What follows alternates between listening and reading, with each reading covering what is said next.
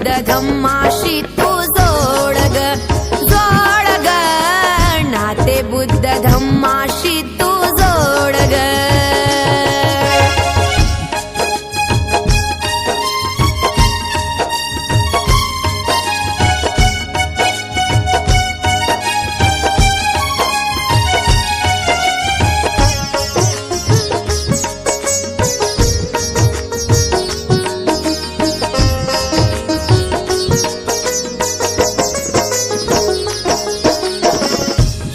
ठेव अंतकरण निर्मळ हे मान, बुद्ध धम्म संगाला जाऊनी शरण.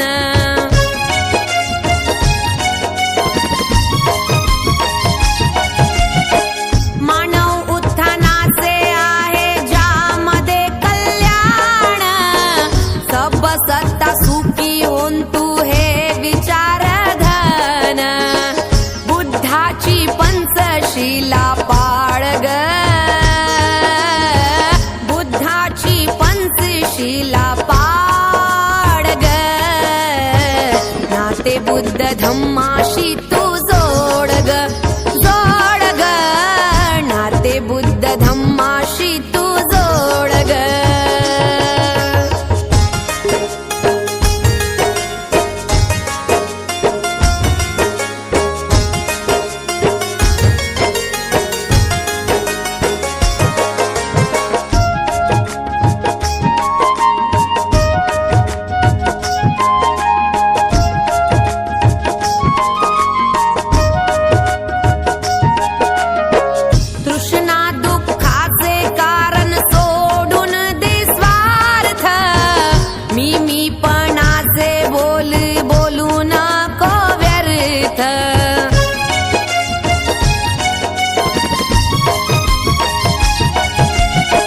प्रज्ञाशील करुणेचा जाणून घे अर्थ, कुशल कर्माचे अंगी भिनू दे सामर्थ. धम्म श्रवणाची लाव ओढ ग, धम्म श्रवणाची लाव ओढ ग, नाते बुद्ध धम्माशी तू जोड ग, जोड ग, नाते बुद्ध धम्माशी तू जोड ग.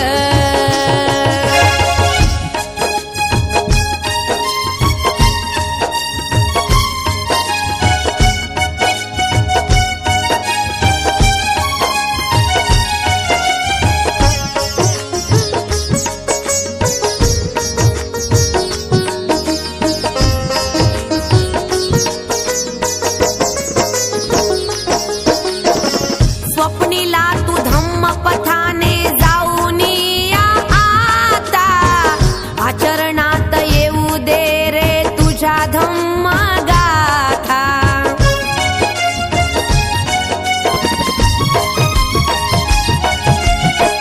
मोक्षदाता नवे बुद्ध आहे मार्गदाता, आदराने तया पुढे झुकवूनी माथा. गाते स्वर धम्म गीत गोड ग, गाते स्वर धम्म गीत गोड.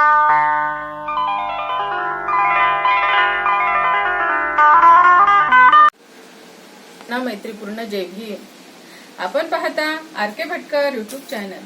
आर.के. भटकर यूट्यूब चॅनलवर आपले सहर्ष स्वागत आहे. असेच आमचे नवनवीन व्हिडिओ आवडल्यास आमच्या चॅनलला लाईक करा, कमेंट करा, शेअर करा आणि सबस्क्राईब करायला विसरू नका. सर्वांना मैत्रीपूर्ण जय भीम.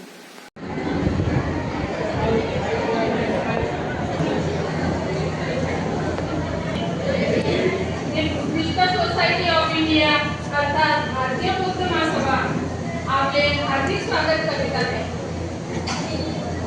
भारतीय बौद्ध महासभा अमरावती शहर शाखा, बंडनेरा तसेच तालुका शाखा नांदगाव खंडेश्वर गाव आयोजित तथागत गौतम बुद्ध यांची जयंती व त्यागमूर्ती आई रमाई यांचा स्मृती दिनाच्या पर्वावर 10 दिवसीय बौद्धाचार्य शाम्य शिबिराचा आज समारोपीय समारंभ तथा भव्य धम्म मेळावा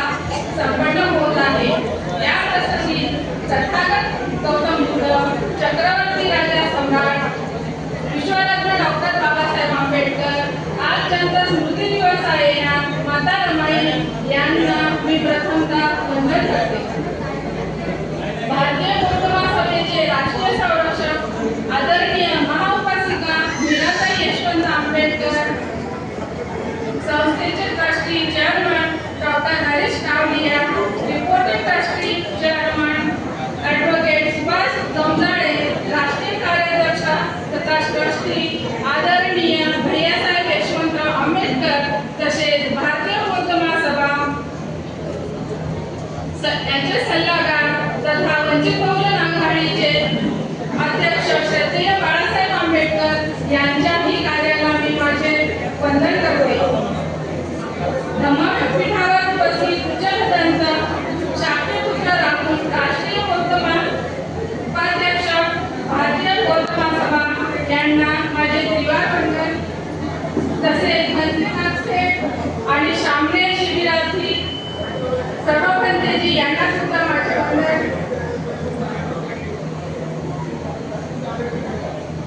तसेच केंद्रीय प्रशिक्षण विभागाचे उपप्रमुख तथा शान वक्ता कवी लेखक आदरणीय एम.व्ही. सरोदे साहेब मुंबई, महाराष्ट्र राज्याचे संघटक तथा विभाग प्रभारी आदरणीय विजयकुमार चौपगार सर, तसेच आजच्या कार्यक्रमाचे अध्यक्ष आदरणीय भारतीय बौद्ध महासभा अमरावती जिल्ह्याचे अध्यक्ष प्राध्यापक प्रगत बोरकर सर यांनाही माझा सविनय जयंती.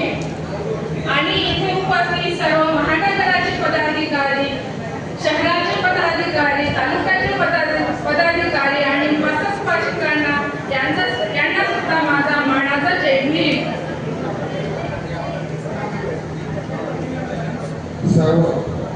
आणि येथील म्हणून मार्गदर्शन केले हे मोरे सर यांचे सुद्धा मी आभार मानते.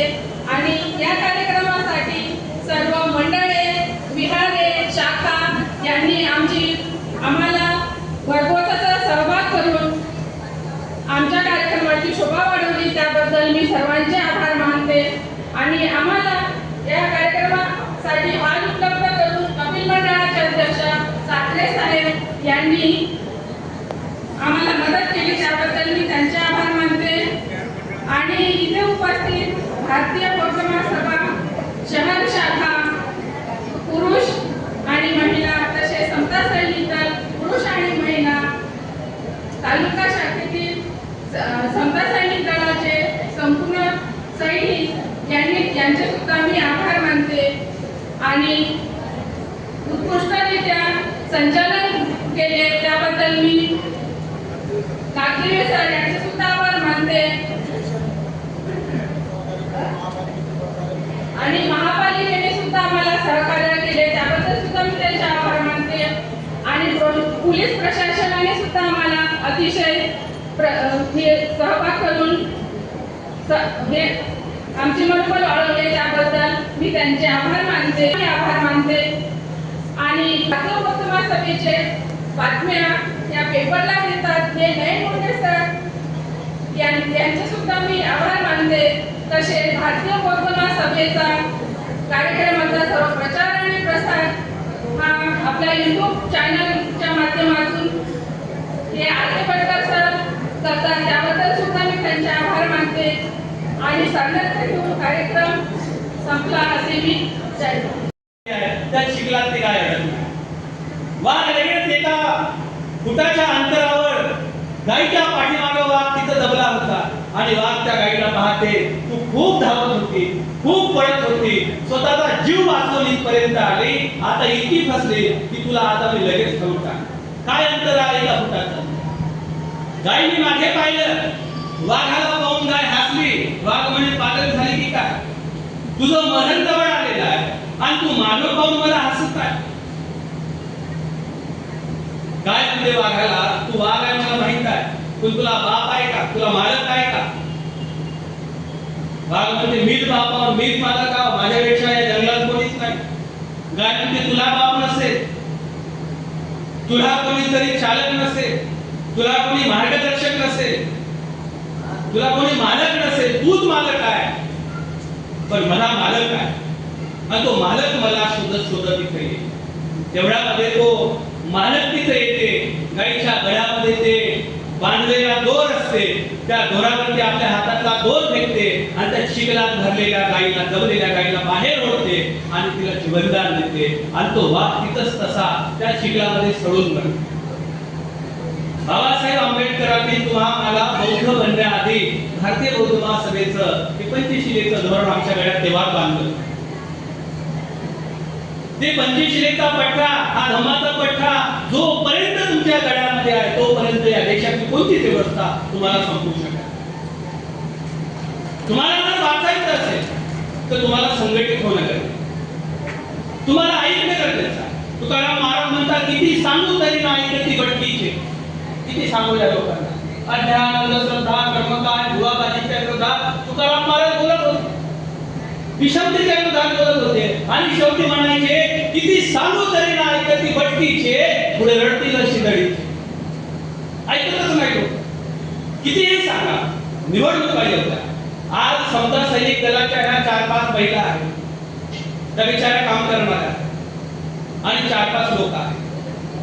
आमच्या समाजातला हजारोच्या प्रमाणातला तरुण कुठे गेला? 1925 ला आरएसएस ची स्थापना झाली. 15 वर्षापासून या देशाच्या शासन प्रशासनात आरएसएस आहे. 1927 ला समता सैनिक बनलं. आमचा एक आमदार आम्ही करू शकतो.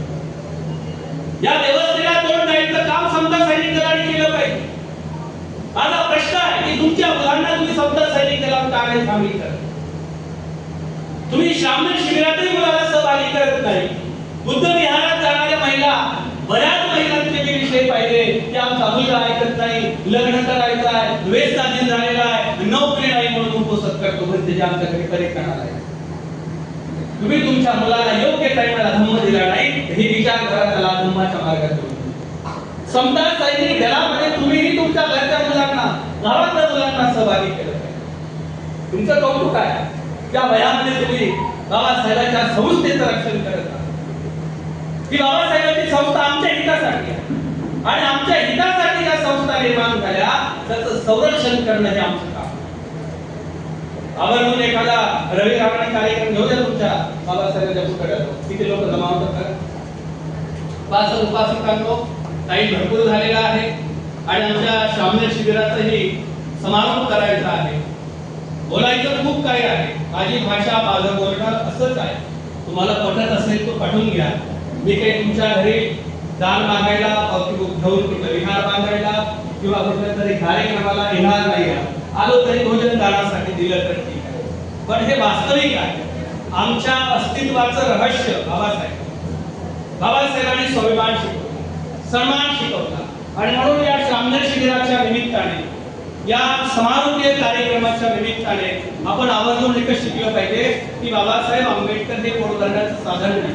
आवर्जून लक्षात घेतलं पाहिजे. सरांनी उदाहरण दिलं, बाहेर खेळाच्या मच्छी बाजारात लग्न झालं. आम्ही आमच्या मुलाची लग्न करतो, 5-5 लाख रुपये खर्च करतो, लग्न वेळेवर लागत नाही, लग्न लावण्यासाठी लोक स्पर्धा करतात.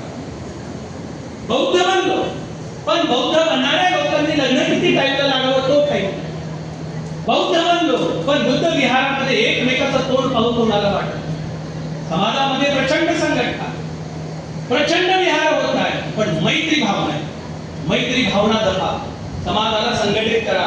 वज्जी देशाचं उदाहरण बुद्धाने खूप सुंदर दिलं की बुद्धाने एक वेळ भिक्षूंना विचारलं की भिक्षूंनो देव पाहिजे का? भिक्षू म्हणले नाही भगवान, नाही तथागत. ते बघा ते वज्जीचे लोक येतात, ते देव आहेत. ज्या लोकांना बुद्धाने देवाची उपमा दिली, ज्या वज्जी लोकांना अजात शत्रू घाबरत होता, नंतर त्या वज्जीचं पतन झालं, कारण ते गटागटामध्ये विखुरले गेले. ते मीपणाला, मोठेपणाला महत्व देऊ लागले. म्हणून वामनदादा कर्णक म्हणतात, भीमा तुझ्या मताचे जर का 5 लोक असते. आम्हाला भारतीय बौद्ध महासभेने भीमाच्या विचाराचे लोक बनवण्यासाठी प्रशिक्षण दिलं, पण बाकीचे लोक भीमा तुझं नाव घेऊन मला माझ्याच मताचे 5 बनवायचे आहे. त्यामुळे सर्व लोक सांगितले, म्हणजे माझं नाव टाकू नका इथे का.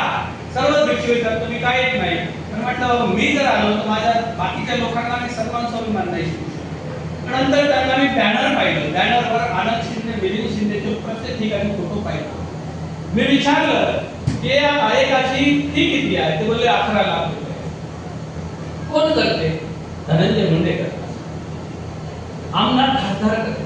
म्हणजे आमच्या गायक लोकांनाही विकत घेतल्या जाते. त्यांना गाणे म्हणण्यासाठी समाजाला संघटित केल्या जाते आणि त्यांची दिशाभूल केल्या जाते. मी आवर्जून लोकांना सांगत असतो एक कथा. एक शिकारी असते, तो गावभर जाते, म्हणजे जंगलात जाते, शिकारी जमा करते. शिकारी जमा करून त्याने खूप सारे चित्र आणले आणि चित्र विकायला बसला. एक माणूस गेला तिथं, साहेब कितीला आहे चित्र? तो म्हणे 500 रुपयाला चित्र आहे. 500 रुपयाचं आहे म्हणे हे चित्र विकत. बॉक्स मध्ये लय मोठे चित्र होते. 500 रुपयाला चित्र म्हणे हो. आणि हे एक काय म्हणे बाजूला, हे बॉक्स मध्ये नाही आहे म्हणे, आणि हे मोकाट फिरत आहे, आणि याच्यामुळे खायला भरपूर आहे म्हणे. हे कितीच आहे म्हणे चित्र?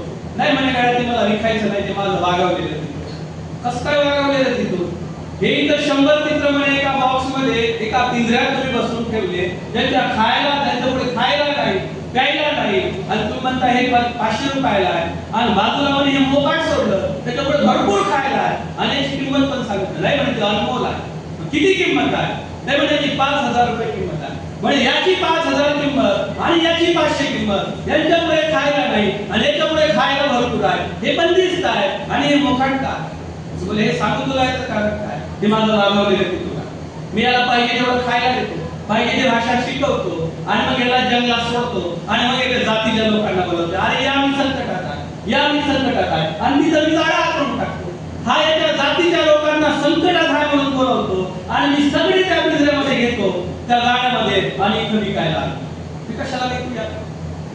तुम्ही तुमच्या जातीच्याच माणसाला निवडून दिलं संकटात. आता लोकसभेत जाऊन काय केलं? सर्वोच्च न्यायालयाचे सरन्यायाधीश देखील काय उपासिकांनो, कारण महाराज म्हणतात सत्य सांगा लोका घरी कडू पाहिजे. साला या मागे जरी काही आला तो या शामनेर शिबिराच्या निमित्ताने, धम्मदेशनेच्या निमित्ताने तुम्ही रमाई ऐकली, तुम्ही भावनिक झाला, तुमच्या डोळ्यातून पाणी आलं. पण रमाई तेवढ्यापुरती नाही. रमाई अश्रू काढण्यासाठी रमाईने त्याग नाही केला. रमाई सारखं तुम्हाला जगायचं नाही आहे. तुम्हाला रमाईच्या त्याग बलिदानाचं फलित तुमच्या लेकराचं सुरक्षित अस्तित्व या देशाच्या संविधानात आहे. आंबेडकरी विचारधारेत आहे. ते आंबेडकरी विचारधारा सुरक्षित ठेवणं हे आमचं कर्तव्य. सरांनी सांगितलं भारतीय बौद्ध महासभा, त्याचा प्रत्येकाने कार्यकर्ते बनलं पाहिजे, पण आम्ही आमचे लेकर जन्माला घालतो बीजेपी, काँग्रेस, राष्ट्रवादी, सेना त्याचे कार्यकर्ते बनवण्यासाठी, मजबूत करण्यासाठी. आणि भारतीय बौद्ध महासभा हे विचारधारा कोण वाढवणार आहे? कोण मोठी करणार? ते विचारधारा वाढली पाहिजे. एका गावामध्ये एका गुराख्यावर खूप 100 गायी होत्या. एक छोटं उदाहरण, 100 गायी होत्या, तो गायी चरायला गेला शेतामध्ये. जंगलामध्ये तो गायी चरता चरता त्याच्यातली एक गाय मोकाट होती, सुटली. ते लोभी होती, जराशी सुटली. सुटल्यानंतर ते जिथं जिथं हिरवा गवत आहे, जिथं जिथं हिरवा चारा आहे, तिथं तिथं खात होतं.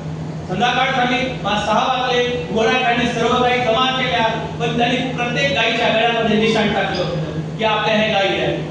इथूनही 100 गायी गेल्या, तिथूनही 500 गायी आल्या, पण गोराख्याला माहित असते की आपल्या गायी कोणत्या. तो बरोबर ओळखला. त्याच्यातली एक गाय हरवली.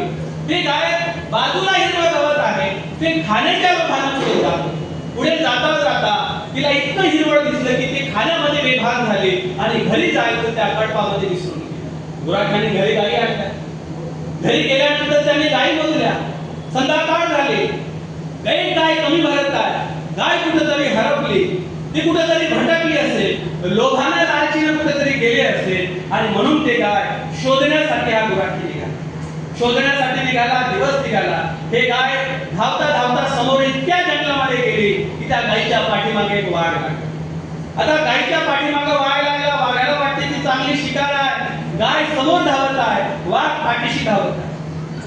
वाघ म्हणजे किती धावणार आहे? तुझी जे चाल आहे याला मी लवकरच पकडणार. गाय धावत धावत गेली. पुढे तिनं उडी मारली. त्या पाण्यामध्ये चिखल होता, त्या चिखलामध्ये ती गाय फसली. चालत चालत चालत चालत ती आणखी समोर गेली. वाघाने लगेच उडी मारली, तोही चिखलात फसला. गाय समोर धावत होती. गाय आणखी धावता